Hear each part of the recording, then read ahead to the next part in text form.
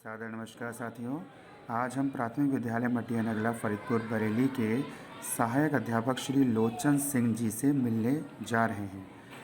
श्री लोचन सिंह जी बहुत ही सरल स्वभाव के, दृढ़ संकल्पित और पूर्ण निष्ठा से कार्य करने वाले अध्यापक हैं। आज वर्तमान परिवेश में ऐसे अध्यापकों का बहुत अभाव सा हो गया है।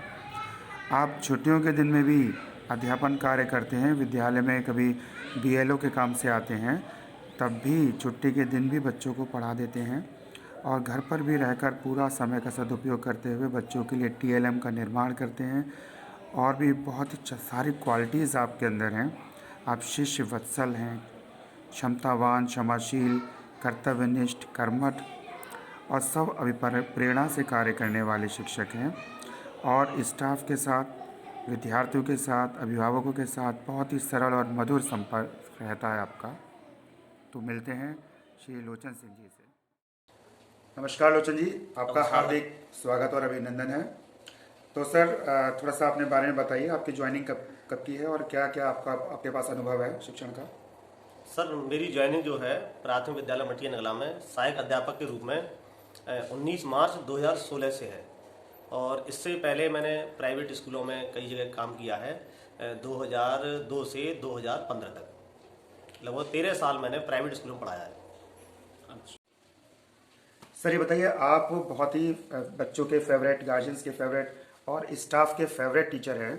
तो एक आदर्श शिक्षक के जो भी गुण होते हैं वो सब आप में विद्यमान हैं, ऐसा प्रतीत होता है। तो एक आदर्श शिक्षक बनने की प्रेरणा आपको कहाँ से मिली? सर, मैंने 6 से 8 तक जो पढ़ाई की वो एक गांव पड़ता है बदायूं जिले में, कुंवरपुर चाणन। उसमें एक टीचर थे ओम प्रकाश जी। वो कक्षा 1 से लेकर के 8 क्लास तक को पढ़ाते थे और मैं ये देखता था सर पूरे दिन लगे रहते और कोई भी क्लास खाली नहीं, कंबाइंड रूप से 6, 7, 8 को बिठा लेते थे। और किसी भी बच्चे की हिंदी, इंग्लिश, अंग्रेजी इतनी अच्छी होती थी कि ऐसा लगता था कि कोई एक टीचर नहीं पढ़ा रहा है इनके लिए, हर क्लास के लिए अलग अलग टीचर नियुक्त हैं। अच्छा सर, ये बताइए कि आपके जो शिक्षण अनुभव में सुधार या सीखने में विद्यालय वातावरण और स्टाफ का कितना योगदान है?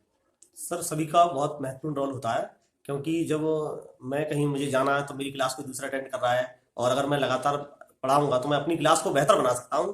पूरा स्कूल जब भी बेहतर बन सकता है जब सारे लोग बहुत अच्छी तरह से बच्चों के साथ काम करें। अच्छा सर, ये बताइए, आए दिन जैसे देखने को मिलता है ये स्टाफ में आपस में बनती नहीं है या खींचातानी होती रहती है, आपस में लड़ाई होती रहती है।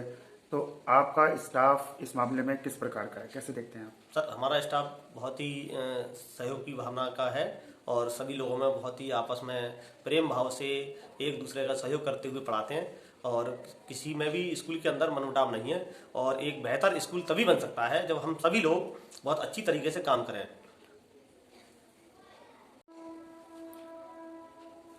आजकल शिक्षकों की छवि या जो गरिमा है वो समाज में धूमिल सी होती जा रही है। इसके पीछे आपके अनुसार क्या कारण हो सकते हैं? आज के समय में सर शिक्षक की जो समाज में प्रतिष्ठा है, उसके कई कारण हैं।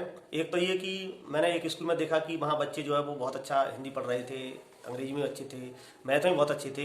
लेकिन जो वहाँ स्कूल में टीचरों के आने की टाइमिंग थी वो ठीक नहीं थी। वो 1 घंटा बाद आते थे, 1 घंटा बाद जाते थे। तो हम अपने स्कूल में तो बहुत बेहतर काम कर रहे हैं, लेकिन जो हमें स्कूल के बाहर का जो वातावरण है, वहाँ जो हमें लोग देख रहे हैं, उनके अंदर ये धारणा है और होनी भी चाहिए कि वो हमें रोज बात करते हैं कि मास्टर साहब 1 घंटा लेट आए हैं, 1 घंटा पहले छुट्टी करके चले गए। तो उसका ये भी एक कारण है। और बाद बाकी की हम देखते हैं, हमारा बच्चा किसी प्राइवेट स्कूल में पढ़ता है तो हम वही हमारा टाइमिंग है, वही बच्चे का टाइम है, तो अपने बच्चे को तो वो छोड़ने जा रहा है हमारे स्कूल में, लेकिन वही हमारे स्कूल पहुंचने का टाइम है तो हम 1 घंटा 1.5 घंटा इस तरह से लेट पहुंच रहे हैं। उन बच्चों को हम नहीं देख रहे जहाँ से हमारी जो रोजी रोटी चलती है। जो गरीब बच्चे हैं ना, कोई नहीं पढ़ाना चाहता, सिर्फ शिक्षक ही पढ़ाना चाहता है, तो हम उस ओर ध्यान नहीं देते। हमें सिर्फ अपना बच्चा मालूम पड़ता है, दूसरे बच्चे तो दिखाई देते हैं कि ये तो एक जो हमें जिम्मेदारी मिली है वो किसी भी तरह से बस जबरदस्ती कह लीजिए, कुछ कह लीजिए, उसको निभाना ही निभाना है। अच्छा सर, अंत में आप और शिक्षकों को क्या संदेश देना चाहेंगे?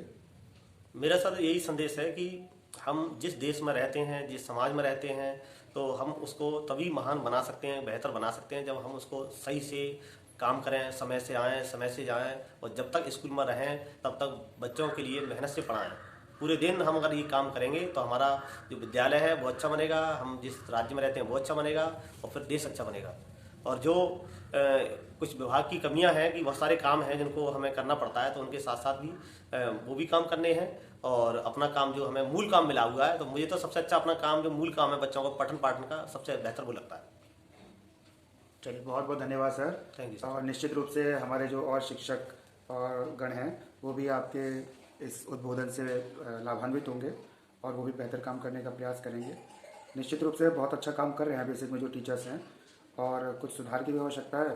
वो आप जैसे टीचर्स, जो अच्छे अच्छे टीचर्स हैं, उनका जो वक्तव्य सुनेंगे तो निश्चित रूप से उनमें भी कुछ सुधार होगा। बहुत बहुत धन्यवाद सर। Thank you sir.